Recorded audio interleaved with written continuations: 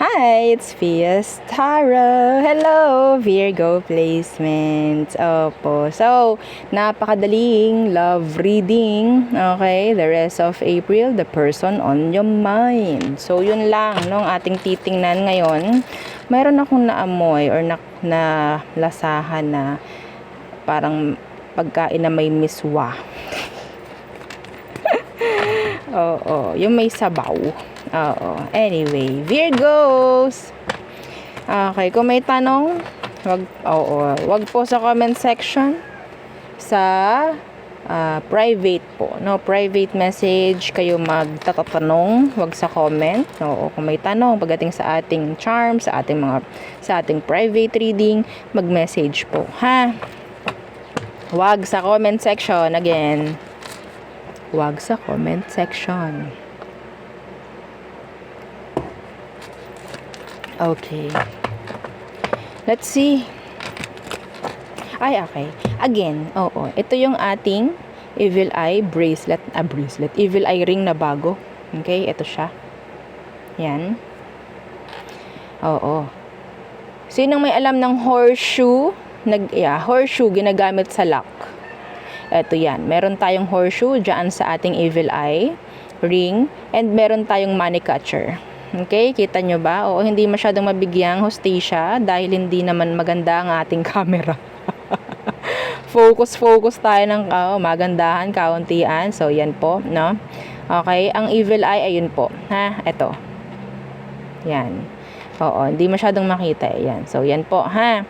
Okay, so, hindi lang, ang tawag dyan, protection, no? Ang maibibigay sa inyo, kundi luck and magnet pagdating po sa kaperahan. Okay, kung makikita nyo, parang 'di ba? Para siyang magnet, 'di ba? Yung shape ng magnet. Horseshoe po 'yan, ha. Alam nyo ba na yung iba sa atin naglalagay ng horseshoe sa tapat or doon sa pintuan ng bahay kasi lock 'yun. Oo. Hindi ko alam kung alam niyo 'yun, pero yes. May ganyan, ha. Yan po, ha. So, hindi lang protection, para siyang all-in-one. Protection plus luck. Okay? Money. Yeah, may ganyan. Okay? So, ito kasi for money. Okay? Itong ating money catcher. And ito naman is para sa lahat. Itong ating horseshoe. Para sa lahat po yan. Money, love, yan. Mga ganyan. Okay? Oo. Sa kasamaang palad, 6 lang ang napagawa ko na to. 6. Okay? Ang ganda. Ang ganda. Oo. So, 'di ba? Lalo kapag natatamaan ng ilaw, ang ganda. Yan siya. 6 lang ang napagawa ko. Siyempre, yung isa sa akin, ang mangyayari, lilima na lang. So, magpaunahan na lang po, no? Agad-agad i-message si admin. Oo, patungkol dito sa ating Evil Eye ring. Oo, with horseshoe. O, diba? Ganda. No, hindi lang maganda. Syempre, meron tayong gagawin dyan. Hindi naman to like simpleng ring lang. Okay, and this is adjustable, by the way. Yeah, doon tayo sa adjustable para hindi tayo may stress sa mga size na yan, no? So, Virgo. Oo, the person on your mind. The person on your mind, who is this? The person on your mind. Who is this? Okay. So, talaga naman, stuck ka sa kanya, Virgo. Okay. The 8 of Swords. Unfinished business. Kumusta ka, Virgo? Kamusta ka? Oo, pwede nagkaroon kayo ng strong connection ng taong to. That is why sobrang hirap i-attach or ma-detach dito sa ating connection na nakikita. Okay. Unfinished business. This is your ex. Yeah, this could be your ex. So, gusto bang malaman kung ano ba talaga ang emosyon nito? Kasi nakikita ko hindi pa to nawawala dyan sa'yo, sa isip mo. Pwedeng ikaw is nako-confuse, bakit ganyan, nandito pa rin, no? Tingnan natin, ano bang emosyon niya for you, Virgo. Star in reverse. Hindi pa rin siya healed. Hindi pa rin po siya healed. Okay. The Knight of Coins. Hirap tong mag-heal. Ang bagal ng usad. Ang bagal. Oo. Yeah. Gusto niya to. Kaso nga lang, ang bagal. Para siyang hinihigit. Hinihigit pabalik sa iyo. Bakit? May unfinished business kayo. Ayan stuck nga ni. May tali. Ayan. Kita nyo? Kaya parang itong taong to, hirap din umusad. Apektado lahat dito. Pera, kalusugan, yeah. Okay? Lahat yan, apektado sa kanya. Mahirap or mabagal ang usad. Walang progress. Hirap siyang makaalis. Hirap siyang makalimot pagdating sa'yo, Virgo. Could be an Aqua. We have your Earth sign. Taurus, Virgo, Capricorn. Namamag-asa pa rin to, I think. Kahit papaano namamag-asa. Yes. Iba sa kanila tinutulungan nila yung sarili nila na makamove on. Kahit papaano. Yeah. What is their next action? Pagdating sa'yo, bago mag-end ang April. Four of Swords in reversed. Unexpected na pagme-message. Okay? Some of them, they're really trying to forget you. Meron itong mga gustong sabihin sa'yo. May chance na iba sa kanila magsesend ng final na mensahe. Opo. Final message. Kuno. Oo. Yeah. The Hierophant in reversed. Yeah. Sabi ko oo. Kunyari, magsasend sa inyo ng last message, closure message, pero it's not. It's like, pasakali or kunyari lang yon para mabasag yung no contact kung sakali man. Mga ganyang bagay. Nakakapagod ang energy. Kainama na. Nakakapagod nga ni. Yan, ganito. Kapag nakakaramdam kayo matik, hawakan nyo yung inyong mga selenite. Okay, selenite kasama po yun sa ating sa ating tawag dyan, cleansing kit. Okay, ito yung white sage. Yung ating selenite. Nagre-release siya ng stress. Kung may stress ka, i-release niyan.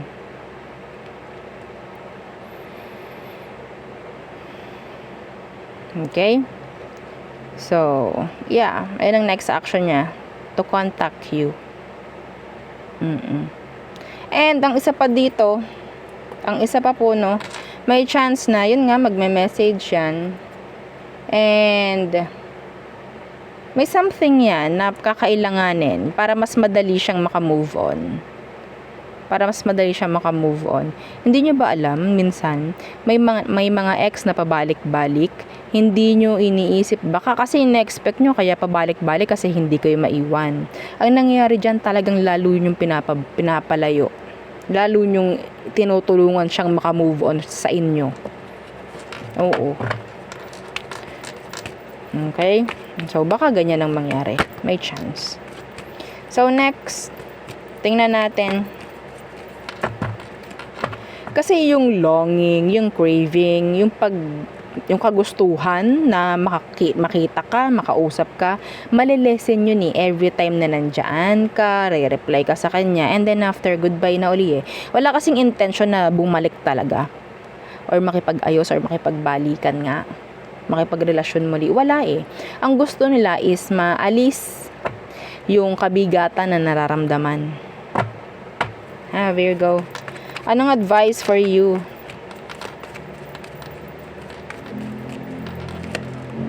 Yeah, 9 of Coins. Focus on your career, on yourself, para hindi ka maapektuhan nitong pagbabalik na to. Okay? Yeah. The King of Coins in reverse. Yeah. The Wheel of Fortune. Para hindi ka maapektuhan. May chance kasi maapektuhan ka. Yung energy nga niya kasi, 'di ba sabi ko sa inyo, is mababa. Hindi maganda ang nangyayari dito in general sa kanya. No? Gusto nyo bang mahawa nun? Para yung babalik tas may dalang sakit. No? Hahawahan ka, gusto mo ba nun? Ayaw mo yun. 'Di ba sabi ko sa inyo, pati health niyan meron. Hindi okay. Gusto nyo ba nun? 'Di ba ayaw nyo? Oo. Oo. So, yun po. Advice is focus on yourself, focus on your growth, on your career, money, finance, anything about you. You, Virgo, just you. Kung ito is manggulo, I have no time. Turn your back sa kanila. Okay? Kung sa tingin mo, makakagulo to sa'yo, iba sa inyo, alam mo yan. Kapag nandyan yan, nagugulo ka. Ha? Alam mo yan. So, alam mo na ang gagawin. Alam mo na ang kailangan mong gawin. Okay? So, napakasimple lang. Hindi natin para pahabain itong reading na itays. No? So, all signs, let's see. Ang hirap ibalik ng peace of mind, 'di ba? Ang hirap ibalik niyan. Ang hirap i-direct ang buhay sa mga goals na ginugusto. Ang hirap, 'di ba? So, ang hirap magkaroon muli ng another na sabi nating tsansa, no, pagdating sa sarili. Tapos guguluhin lang. 'Di ba? Nang alam mong tao na pwedeng manggulo na naman. 'Di ba? Hindi na tayo dito, zero ang idea. Okay, alam nyo na. Oo, alam nyo na pwedeng mangyari. So, Aries, they're returning. Taurus, they can't avoid you. Gemini, ayaw nila ng katoksikan. Cancer, energy ng separation, maybe. Mas maganda na ikaw is separated from a Cancerian. Okay, Leo, they're trying to stalk, they're trying to be sneaky, they're like returning, quiet, oo, pero nandyan. Virgo, okay, be confident, be beautiful, kung ano man ang gender mo, okay, itaas mo yung frequency, o parang ganyan. There's this energy po, Virgo, for some of you, dealing with a fellow Virgo. Ang nakikita ko dito, attraction. Okay, attraction. They like you maybe physically. Okay, so Libra, they're avoiding you maybe. Some of them they're sad, pero yeah, they're thinking of you, pero they're trying to avoid you, neglect you, reject you. Okay, so Scorpio, they're stalking you right now while you're watching. Sagittarius, they don't see progress or improvement. Capricorn, they're too focused on their self-love, yung mga ganyan. Self-love ang nakikita ko sa kanila. Okay? Hindi ito open. Sa tingin ko, hindi siya open. They're trying to avoid toxic energy situations. Aquarius, they want communication, fast communication. Okay? Pero yun nga, hindi consistent. Okay? So, Pisces, they're letting you go. They are letting you go, but they're watching. Yeah. So there, yun ang aking reading for you, Virgo placements. Again, please don't forget to like, share, and subscribe, and follow our FB page. And yung isa po nating YouTube channel na nasa description box below. Again, thank you. Goodbye.